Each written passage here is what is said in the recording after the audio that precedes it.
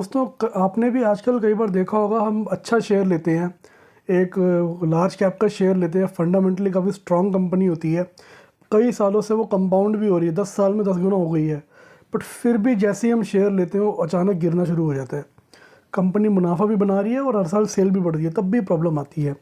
ऐसा दोस्तों इसलिए होता है क्योंकि इसकी कहानी उस शेयर के प्राइस में छुपी हुई है।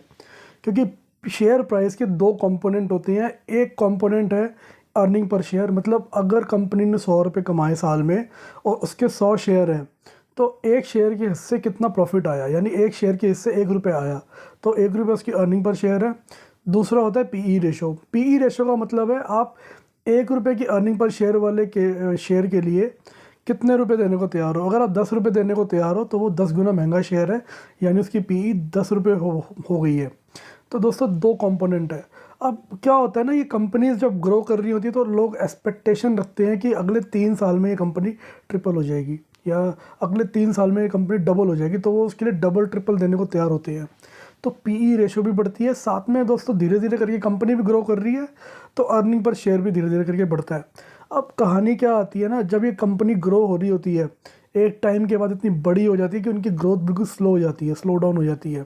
तो इसलिए जो एक्सपेक्टेड रेट होता है ना, उसके थ्रू बढ़ती नहीं है और अर्निंग पर शेयर ज़्यादा बढ़ता, पीई जो होता है इनका वो ज़्यादा बढ़ता होता है। इस चक्कर में दोनों को जब मल्टीप्लाई करते हो तो शेयर का प्राइस तो ज़्यादा हो गया, बट शेयर की जो इंट्रिंसिक वैल्यू है, जो उसकी अर्निंग पर शेयर है, जो कमाई आपको ला के दे रही है, वो तो कम हो गई है, बट आप उसके लिए जो आपने चार्ज दिया वो काफ़ी महंगा हो गया, यानी कि प्रीमियम आपको बहुत ज़्यादा बढ़ गया।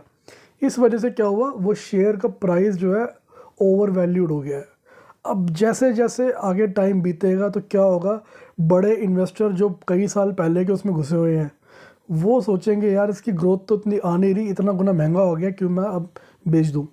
तो अचानक वो शेयर को बेचना शुरू कर देंगे। आप मार्केट में देखोगे कि फटाफट फ्लड आ गया उसका शेयर का, और इसलिए उसकी वैल्यू गिरनी शुरू हो गई है। तो दोस्तों इसलिए अगर इन चीज़ से बचना है ना, तो आप अर्निंग पर शेयर देखो, पीई देखो, और साथ में ये भी देखो किस हिसाब से कंपनी की सेल बढ़ रही है और किस हिसाब से उसका मुनाफा बढ़ रहा है और आगे का कंपनी का विजन क्या है। अगर ये सब चीज़ें आपको क्लियर होंगी ना, तो आप कहीं ना कहीं अंदाज़ा लगा पाओगे, यार मैं इसको किस प्राइस पे लूँ, या इस प्राइस पे मैं इतने महंगे पीई पे ले रहा हूँ, उसका फ़ायदा है या नहीं है। बाकी दोस्तों वीडियो अच्छा लगे तो लाइक कीजिएगा, चैनल को सब्सक्राइब कीजिएगा, अगर नहीं पसंद आए तो डिसलाइक तो कर ही सकते हो। जय हिंद, जय भारत।